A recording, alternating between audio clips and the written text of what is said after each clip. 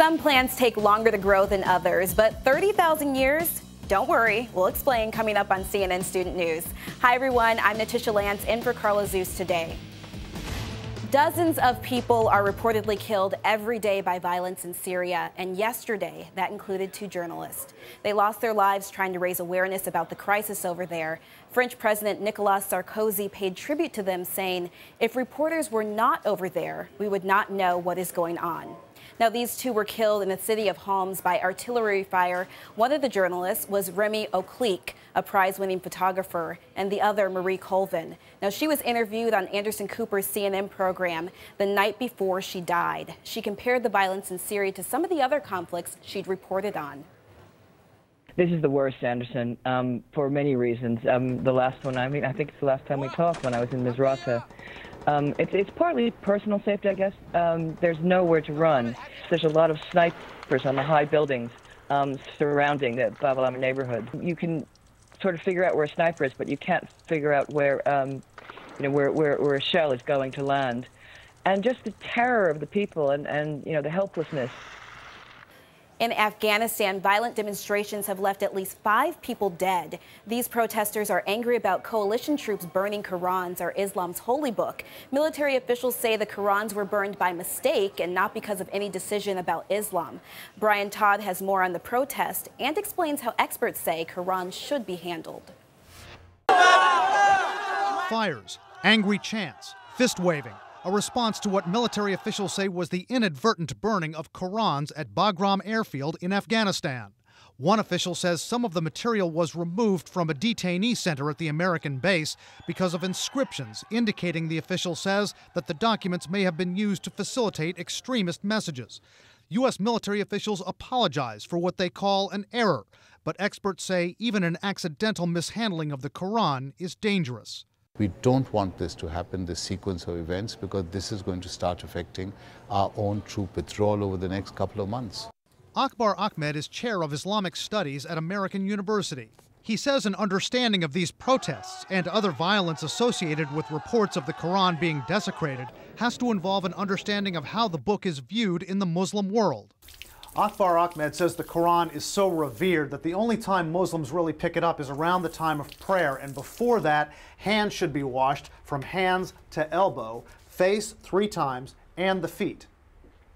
And when it's time to place the Quran down, it should always be placed, he says, at the highest point in the room, and when you're in the same room with the Quran, you should not even point your feet toward the book. That's to keep physical purity, Ahmed says, on par with the spiritual purity of the Quran. He says Qurans are passed between generations in families. One Muslim scholar says if a Quran is damaged, burning, burying, or shredding it is acceptable.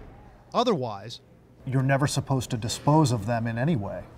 Not Muslims, not Muslims. So Muslims technically can't tear it up or throw it away or throw it into the dustbin. What about non-Muslims? Non-Muslims, again, it's entirely in the United States. It's a free country, free speech, free actions, and no one can stop anyone doing anything. I would say that if an American who's not a Muslim has copies of the Quran, he wants to dispose of them, ring up a Muslim friend or ring up an Islamic center or a mosque and say, look, I've got a couple of these copies, I don't know what to do with them. I don't want to insult your faith by throwing them into the dustbin. Would you come and collect them? But Ahmed emphasized he doesn't excuse the violent reactions to incidents involving the Quran, like what happened last year after a Florida pastor ceremoniously burned a copy of the book and crowds attacked a UN facility in Afghanistan, killing 12 people.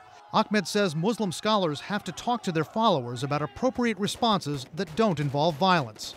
Brian Todd, CNN, Washington. Is this legit? Isotopes are different versions of the same chemical element. Totally true. Changes in an element's atoms, specifically the number of neutrons, are what make different isotopes of that element. Some isotopes can be radioactive, and that includes the ones that were released during the meltdown at the Fukushima nuclear plant in Japan last year. A lot of that material ended up in the Pacific Ocean, and scientists have been studying its impact on fish and plant life. The results that were reported on Tuesday are kind of a good news, bad news situation. Bad news, the levels of radioactive materials are higher than they were before the meltdown. The good news, they're not high enough to pose a threat to the public. So there's at least some positive news there. The same can't be said for Japan's economy right now.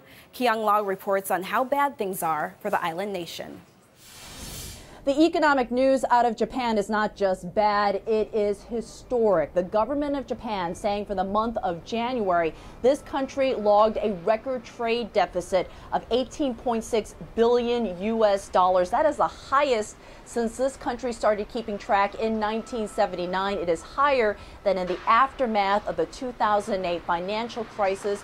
It is certainly setting off some alarm bells of concerns about the health of this economy. There was also other bad news that's showing that foreign investment out of Japan was going overseas, both among foreign companies, international companies choosing not to do business here in Japan, and also Japanese corporations pushing production outside of Japan. For the second straight year, that exodus was continuing. It is the second highest on record. So again, alarm bells being set off that there is something wrong with the state of the world's third largest economy. Kyung-la, CNN, Tokyo. Today's shout out goes out to Ms. Fernandez's social studies class at Olivera Middle School in Brownsville, Texas. What is the name for soil that is frozen for more than 2 years? You know what to do here. Is it mantle, taiga, permafrost, or savanna? You've got 3 seconds. Go.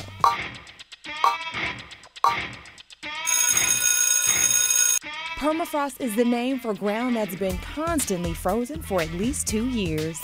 That's your answer, and that's your shout out. It may be frozen, but that doesn't mean there isn't anything underneath. For example, Russian scientists found some seeds a few years ago in Siberia. Now, these things were chilling out under the permafrost for 300 centuries, and now they've helped regrow an ancient plant. Chad Myers talked with CNN's Brooke Baldwin about how it all happened. Scientists digging down in the permafrost. The permafrost. Find burrows from squirrels from 30,000 years ago. These seeds, fruit, still in the burrows that the squirrel didn't eat. They take it to their scientific lab, kind of a little bit of magic, kind of cloning kind of stuff. They find the placenta part, the tissue of the middle. You couldn't just plant the seeds because they wouldn't be viable. They would have rotted. The placenta part of the seed. And they took it almost like science fiction. This is like, I'm thinking, okay, here come the dinosaurs if we do this right. They tried to do this years ago. They tried to do it with the woolly mammoth years ago. It didn't work. The DNA of the woolly mammoth had broken down. But they found the DNA of this plant. They cloned the plant. They made it. They planted the seed that they made. It grew a real plant. They took those seeds from that plant, planted it again, and now it's growing again. Americans have been commemorating Black History Month throughout February, and a new museum dedicated to that topic broke ground yesterday. It's the Smithsonian's National Museum of African American History and Culture, and this is a virtual tour of what it'll look like. The idea for a National Black History Museum first came up nearly 100 years ago. President Obama talked about that long road during yesterday's ceremony. This museum should inspire us as well. It should stand as proof that the most important things in life rarely come quickly or easily. It should remind us that although we have yet to reach the mountaintop, we cannot stop climbing. And finally, I hope you guys can stomach another eating competition, because that's what we have in store for today's Before We Go segment. Now, this time around, the chosen delicacy is one of my favorites, donuts, and the time limit is 5 minutes. The winner downed an even dozen, which is a little short of his personal record. Before you consider entering, keep in mind that these aren't your average pastry treats. They're made extra large and they have filling too. So winning won't be a cakewalk. This is one serious competition, no holds barred. That rounds out today's show. For CNN Student News, I'm Natisha Lance.